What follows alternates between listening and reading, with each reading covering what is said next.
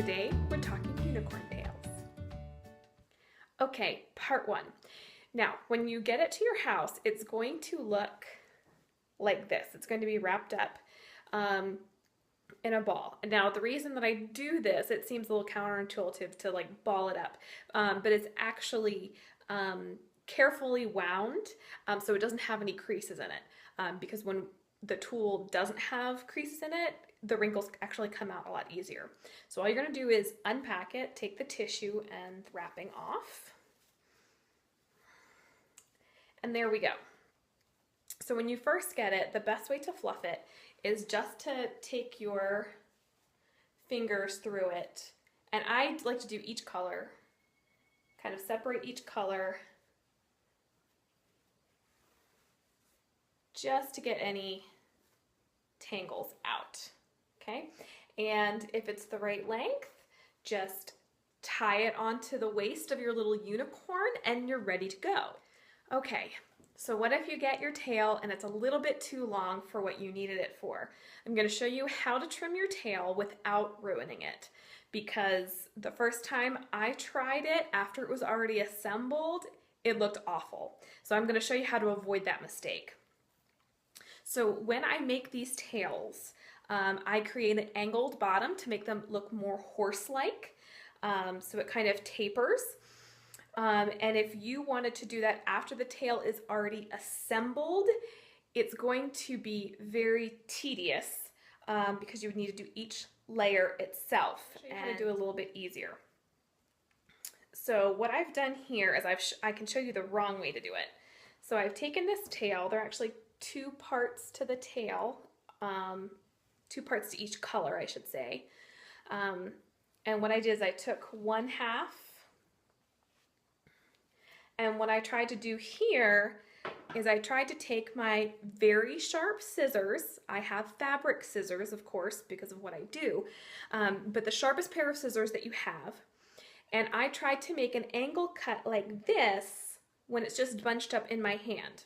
And what happened is you get, it's going to be hard to see on the video, but you get really jagged pieces, like the bottom of like a pirate's costume. It's super jagged and it's not going to be a clean cut because it's bunched up. Now what you could do is go through each single layer and cut them on an angle. That will take forever. So I'm going to show you a quicker way. If you want to do it the way that takes forever, you just take each piece. I know it's really hard to see it on this video.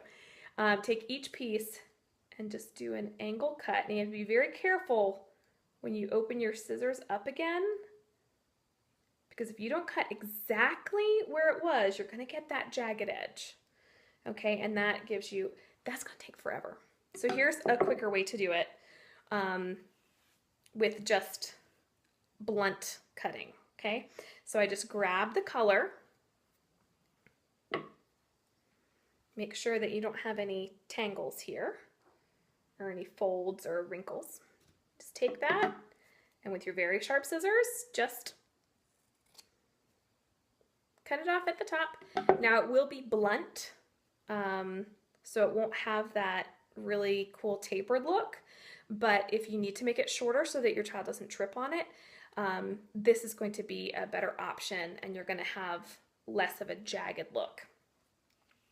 I would definitely suggest measuring it on your child or yourself first, estimating how much you need to take off.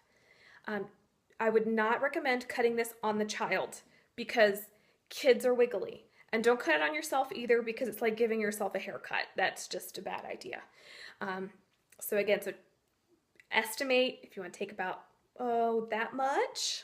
If you take about this much off or this much, you can always go back and trim more.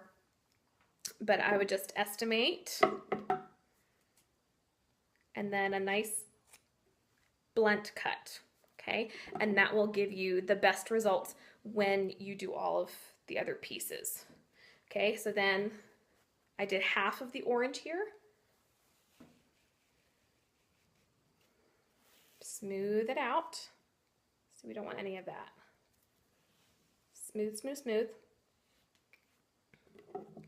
So I can see this is the part where I already cut. So it's going to help me measure to where the rest of my tail needs to be trimmed. Okay.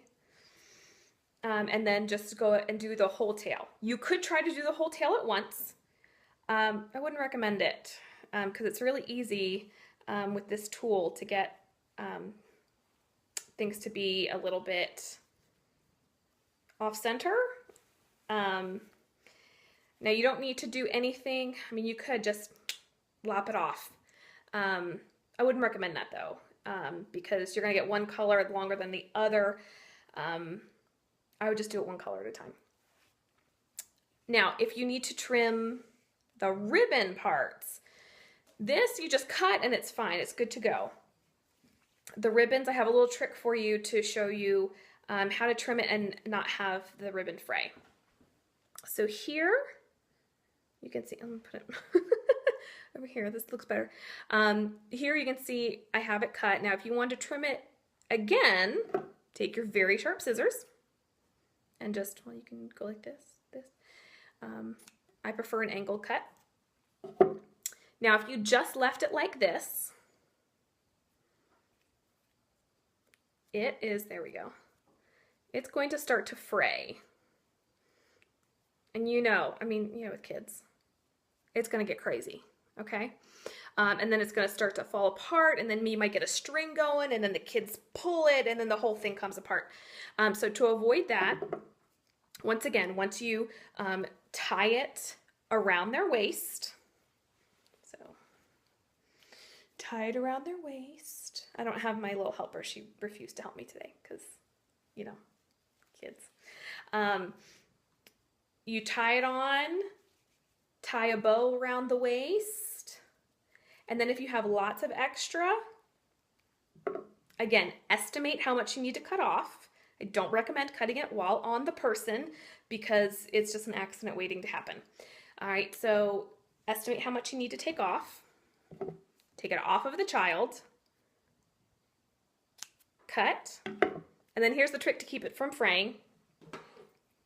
You just take a lighter, whatever you use a match, whatever you use to light candles with, or light your grill, whatever, and just run that along the edge, and that's it. That will seal it from fraying and give you a little bit more life to it. Okay, so once you're ready to wear, just take it, put it on the back. You're gonna tie a bow, whatever's comfortable for you or your child. So I'm just going to tie a bow. Okay, once you knot it, make sure that you put in a double knot so it doesn't fall off, and you're ready to go. All right, let's go out there and be magical.